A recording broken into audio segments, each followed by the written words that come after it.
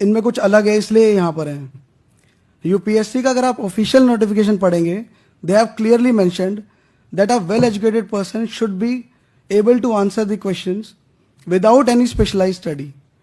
सो आपको एक specialised study नहीं चाहिए इस एग्जाम के लिए, you just need general awareness of the various issues. उस पर आपकी अंडरस्टैंडिंग क्लियर होनी चाहिए firstly. Then second part is you don't have to be किताबी कीड़ा कि दिन भर पढ़ रहे हैं। किसी आपके सीनियर ने कह दिया 12 घंटे पढ़ना है, सातों दिन पढ़ना है, नहीं तो नहीं होगा। आई बेट यू कि you can prove him wrong. जो मेरा नेचर है, एक कलीग ने भी बोला that he has got the habit of procrastination, delay करना, कि यार आज नहीं पढ़ा, चलो कल कर लेंगे, कल नहीं परसों कर लेंगे। मेरे साथ क्या प्रॉब्लम है, मैं जैसे 3-4 घंटे पढ़ लेता हूँ तो उसके बाद ऐसा लगता है बहुत सारा पढ़ लिया, अब छोड़ो, बैठ जाओ आराम से, अब अगले दिन पढ़ेंगे। तो there is no one size fit all approach in UPSC. अगर आप मंडे टू सैटरडे भी 6 से 7 घंटे भी पढ़ रहे हैं, मोर देन सफिशिएंट, बट वो 100% आप अपना इनपुट दीजिए उस 6 से 7 घंटे में, और संडे एंजॉय करो, जो करना है करो, refresh yourself, because it is not only a knowledge test, it is not only a personality test, it is a knowledge cum personality test. UPSC ने मेंशन किया है इंटरव्यू स्टेज में that it is a personality test, but what I personally believe कि preliminary में भी वो आपकी personality check कर रहे हैं। In what way? इनडायरेक्टली, आपकी इंटेलिजेंट गेसिंग से। जो अब करंट ट्रेंड है, it is about how you are eliminating the wrong option. If you are able to do it, you will get the right answer. You cannot choose the right one, but you can eliminate the wrong one. And in mains also, आपके कौन से trace test हो रहे हैं personality के, that suppose जब हमें question paper मिलता है एग्जाम हॉल में, देर आर ओकेजन्स के शुरू के 3-4 क्वेश्चन की हवा ही नहीं लगी कि कहाँ से आया ये तो कभी सुना ही नहीं था हमने कि ऐसा भी कुछ होता है कि इंडिया में या पूरे वर्ल्ड में। ऐसा बहुत बार होगा, हर बार होगा। जितने भी मेरे कलीग्स भी हैं जो दोबारा देंगे, आई एम नॉट गिविंग, मतलब मैंने इस बार प्री नहीं दिया ना, मैं दूंगा। I am more than happy with this rank. तो ऐसा लगेगा कि यार ये क्या क्वेश्चन आ गया। मामले स्पेक्ट्रम पढ़ी, बिपिन चंद्रा पढ़ी, लक्ष्मीकांत पता नहीं क्या क्या पढ़ डाला सीनियर से पूछ के या अपने टीचर से पूछ के, लेकिन कहीं मेंशन नहीं था ये तो वहाँ आपकी टेस्ट हो रही है कि how you are able to handle the pressure. मैंने वो भी एक क्वेश्चन आया था, I would like to share it with you all. MacBride commission paper 2 में जीएस के ऑफ यूनेस्को पूछा था यूपीएससी ने। It was 20th question. तो पहले 19 लिख लिए, जो थोड़ा बहुत आता था लिख दिया सब में, and I was left with 5 minutes. मुझे कुछ नहीं पता था मैकब्राइड क्या है, कब हुआ, ये बहुत पुराना कमीशन होगा कुछ तो, बट यूनेस्को की फुल फॉर्म पता थी कि हाँ ये एजुकेशन से और इन सब से रिलेटेड है। तो बस मैं मैकब्राइड में वही सब लिख दिया यूनेस्को का बना के, एंड लास्ट में लिख दिया यस इंडिया इज सपोर्टिंग, बिल्कुल पॉजिटिव। पता नहीं इंडिया ने सपोर्ट किया है कि नहीं किया, या क्या मैकब्राइड था वो, बट इंडिया इज सपोर्टिंग।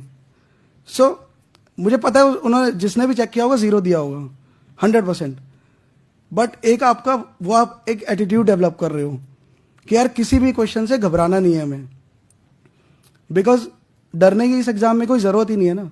आज नहीं हो रहा, कोई बात नहीं, कल होगा। इसमें बहुत टाइम ऐसा आएगा जब आपको लगेगा कि यार आई एम फ्रस्ट्रेटेड। मतलब मेरे कलीग्स जैसे वसंत और मैं एक ही बैच के हैं, 2007 बैच के हैं बीजे से। सो हमारे कलीग्स एमडी कर रहे हैं, मतलब रेजिडेंट है बीजे में, इंडिया में कहीं पे भी, 1-2 की हो भी गई है। तो वो हमसे पूछते थे यार कब होगा तेरा यूपीएससी क्लियर। रांझना मूवी में डायलॉग भी है ना कि इश्क नहीं हो गया साला यूपीएससी हो गया, क्लियर ही नहीं हो रहा है।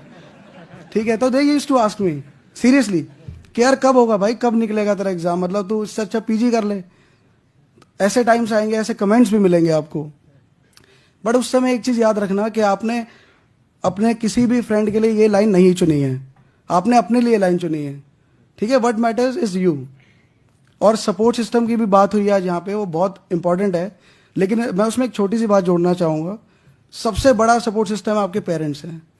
जब वो आपके पीछे खड़े होकर कह देंगे ना कि बेटा बेटी हम तुम्हारे पीछे हैं, आप अपनी तरफ से बेस्ट करो, जो रिजल्ट आएगा देखी जाएगी, उस दिन आपको लगेगा कि हमने बहुत सही डिसीजन लिया है। बिकॉज जब आपके मन से डर खत्म हो जाएगा ना रिजल्ट को लेके, फिर आप अपना इस एग्जाम में बेस्ट शॉट देंगे, और जब आप बेस्ट शॉट दे देंगे फिर कोई नहीं रोक पाएगा। मतलब मैं ये चीज़ करता था कि रात को सोने से पहले I used to say to myself that I will clear this exam and nobody can stop me, trust me, ये इट वर्क्स लाइक वंडर्स। आपके अंदर इतनी पॉजिटिविटी भर देगा ना ये लाइन, जब आप ये खुद को बोलोगे, किसी और को नहीं बोलना चिल्ला के माइक पे कि लोग फिर बाद में मजे लें आपके कि यार ये क्या बोला था तुमने। ठीक है, खुद को बोलना है। और अगर जो अभी प्रिपरेशन नहीं कर रहे हैं तो एक बुक मैं सजेस्ट करूंगा, the power of your subconscious mind by doctor Joseph Murphy. It's really a very good book. आप उसको पढ़िएगा तो बहुत ज़्यादा आपको मोटिवेशन मिलेगी लाइफ में, हर एक चीज़ आपको बहुत आसान लगेगी।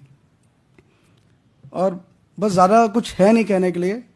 अतुल सर का मैं थैंक्स बोलना चाहूँगा दिल से कि इन्होंने मेरे को दिल्ली से इनवाइट किया यहाँ पे आने के लिए, और मैं स्पेशली सिर्फ इसी फंक्शन के लिए आया हूँ दिल्ली से, और कोई काम नहीं था मुझे यहाँ पर। So thank you all for इतना आपने पेशेंस रखा कि मैं लास्ट कैंडिडेट हूँ बोलने के लिए, बट फिर भी सुन रहे हैं आप लोग, सो नहीं रहे हैं। तो thank you so much, best of luck. एक सचिन बोलला त्यावरून मला 2-3 गोष्टी आठवल्या. म्हणजे फरक काय 193 326. तर तो म्हणाला की तो दिवसातून 3 किंवा 4-5 तास अभ्यास केल्यावर त्याला असं वाटायचं की खूप अभ्यास केला. ऍक्च्युली ते खरं आहे. म्हणजे तो 4 तासात जे कव्हर करत असेल ते कव्हर करायला आपल्याला 10 किंवा 12 तास लागतील. म्हणजे त्याचा स्पीड वाचण्याचा आणि लिहिण्याचा मी इथून उठून यासाठी आलो, तेवढ्यासाठीच लिहिणं किती महत्वाचं आहे. म्हणजे एकदा सर क्लासमध्ये एक काहीतरी सरांचं होतं की एक प्रश्न देणार आणि तुम्ही त्याच्यावर इंट्रोडक्शन लिहा, फक्त इंट्रोडक्शन लिहा. तर सरांनी एक काहीतरी प्रश्न दिला, मी घेतली इंट्रोडक्शन लिहायला. मी पहिलीच ओळ माझी संपली नव्हती तोपर्यंत याचं इंट्रोडक्शन फिनिश. म्हणजे मी एक ओळ लिहित नाही तोपर्यंत याच्या 5 ओळी लिहून झाल्या होत्या. म्हणजे तुमचं लिहिण्याचं स्किल हे किती महत्वाचं आहे हे लक्षात घ्या.